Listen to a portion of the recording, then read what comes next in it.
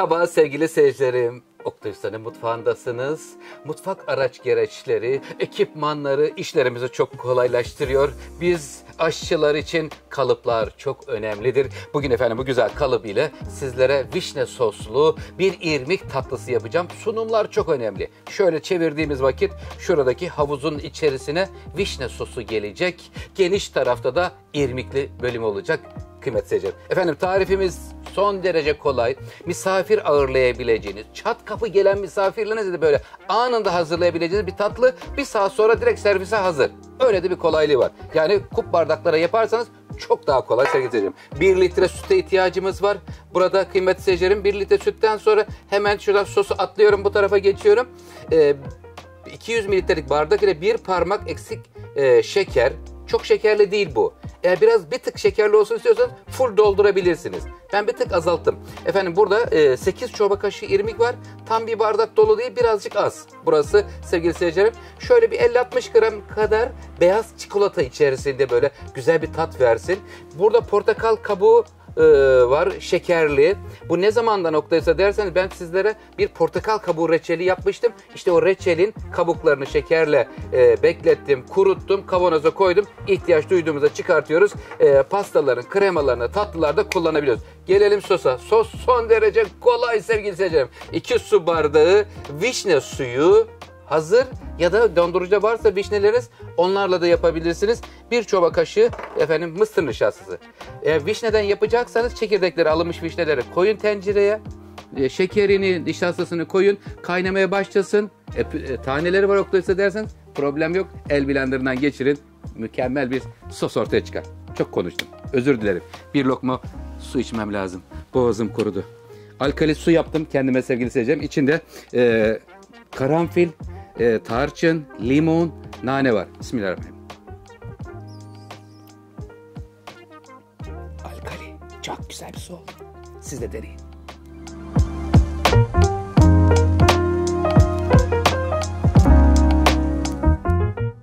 Sevgili seyircilerim, süt, şeker, efendim irmik, bir bardağın tamamını dökmemiştim, şimdi onu da döküyorum. 1 su bardağı şekerden 1 parmak eksik koyduk. Buradaki amacımız az şekerli olsun, yakmayan, güzel bir tat olsun diye. Şimdi portakal kabuğunu efendim güzelce şöyle ufalayarak atıyorum. Şekerle birlikte karıştırmıştım. Ne kadar isterseniz atabilirsiniz. Şu anda 2 çimdik attım, yeterlidir. Böyle hafiften, derinlerden bir portakal aromasının gelmesini istiyoruz. Çırpma teliyle karıştırarak irmik kremamızı pişiriyoruz. Sevgiyle pişiyorlar.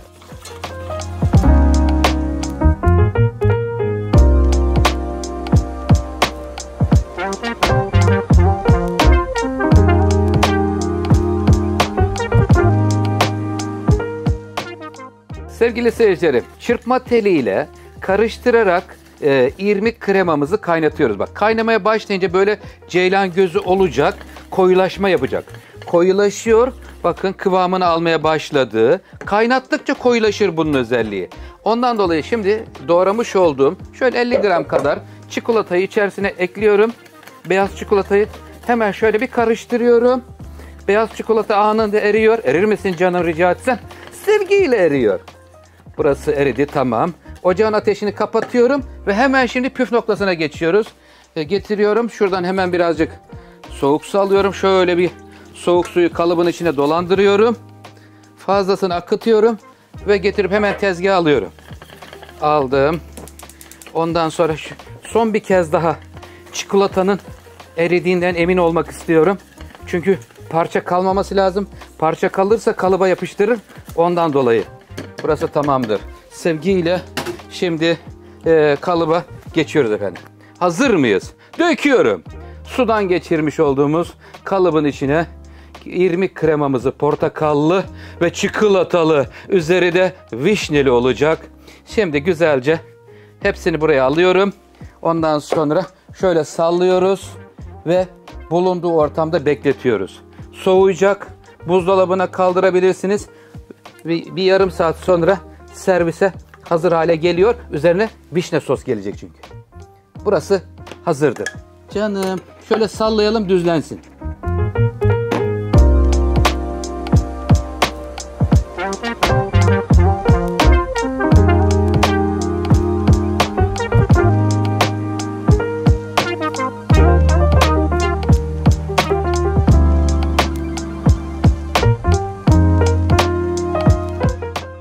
vişne suyu, nişasta, çırpma teliyle karıştırarak kıymetli seyircilerim şu anda pişirdik.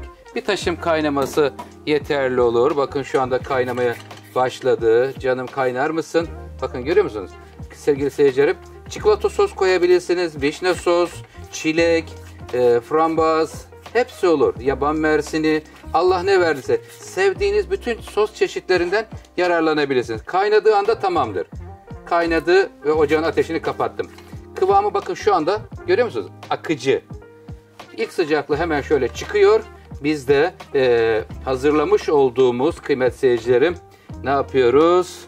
İrmiği ters çevirme bölümüne gelmiş bulunuyoruz. Rengin güzelliğine bakın. Bakın şurada daha iyi belli oluyor. Kameraya doğru çeviriyorum. Görebildik mi? Bravo. Çok güzel. Hemen şöyle. İlk sıcaklığı çıksın. Sıcakken dökersek buradaki irmikli kremamıza zarar verir. Üzerine bir streç film kapattım. İlk sıcaklığı çıktıktan sonra soğumasına yakın. Hemen streç filmini alıyorum şimdi. Ayrılıyor canım. Ayrılır mısın? Şimdi kontrol ediyoruz. Kenarlar özellikle şöyle parmak uçlarıyla bir dokunuş yapalım. Ayrılsınlar kıymetli seyircilerim. Ondan sonra ters çevirme bölümüne geliyoruz. Hiç daha buzdolabına koymadık. Ilık halde oda sıcaklığında tamamen soğusun ama. Soğuduğundan emin olmalısınız sevgili seyirciler. Şimdi ters çevireceğimiz, servis edeceğimiz daha doğrusu tabağımızı getirip üstüne kapatıyoruz. Burada dikkatli olacağız. Çünkü sağa sola kaydıramayız.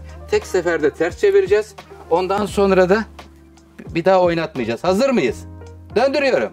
Haydi bakalım. Bismillahirrahmanirrahim. Evet. Canım benim. Güzel güzel ayrılır mısın? Ya ayrılmazsa diye insanın böyle yüreğinin pıtı pıtı pıtı pıtı ettiği bir andır. Şimdi az bekleyelim. Hemen burası soğumuş mu? Canım. Ayrıldın mı? Hadi bakalım. Bir göster kendini.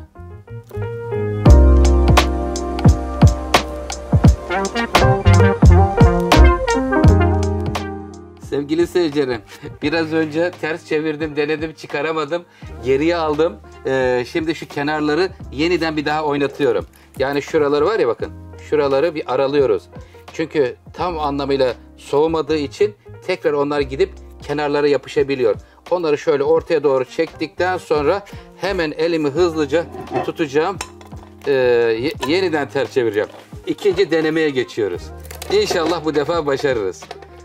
Galiba yeni olmayacak ama heyecan var. Mutfak heyecanı sever. Hazır mısınız? Bismillahirrahmanirrahim. Besmelemizi çekiyoruz ve dikkatlice kalıbından ayırıyoruz. Alkışlarımızı alalım. Evet. Şimdi önce neden ayrılmadı? Kenarları oynatmamışım yerinden. Ondan dolayı kenarlarına yapışık kaldığından dolayı. Bakın ortada bir çemberi var. Görüyor musunuz sevgili seyirciler?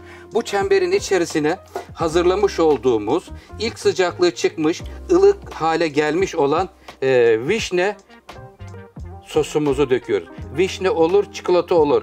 Mevsimine göre meyvelerle yapabilirsiniz. Yaz kış demeden her mevsimde. Portakalından, limonundan, kivisinden, çileğinden, vişnesinden, çikolatasından.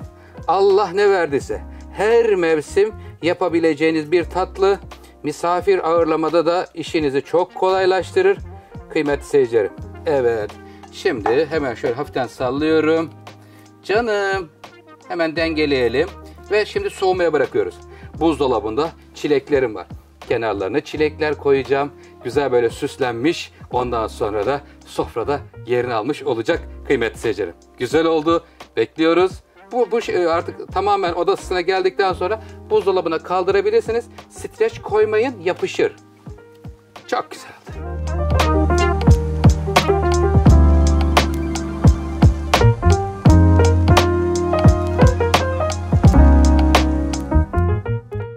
Sevgili seyircilerim, tatlımız gerçekten sunumu 10 numara 5 yıldız oldu. Bu güzellikler inşallah sizin sofranızda olacak. Sevdiğiniz insanlar, iyi insanlar sofranızda olsun kıymetli seyircilerim. Şimdi çilekleri dizdim, yaban mersinleri dizdim kenarlarına. Ortaya da güzel şöyle bir yıldız yaptım. Bismillahirrahmanirrahim. Dikkatlice kalıbı kaldırıyorum ve yıldızımız ortaya çıkıyor. Efendim Oktay Usta birbirinden güzel lezzetler, tatlar hazırlıyor sizler için sevgili seyircilerim. İnşallah sofralarınızda bereket olur. Sizleri çok seviyorum. Sizler bana destek oluyorsunuz. Kanalıma abone oluyorsunuz, yorum atıyorsunuz, beğeni butonuna basıyorsunuz. Lütfen bildirim zilini açın ki en yeni tariflerden haberdar olun. Bir de chef-oktayusta.com adresimizden tüm videolarımıza, tariflerimize ulaşabilirsiniz. Evet efendim, bir tarifimizin daha sonuna geldik. Kıymetli seyircilerim, yeni tariflerimde buluşuncaya kadar hoşça kalın, sağlıklı kalın. Allah'a ısmarladık efendim.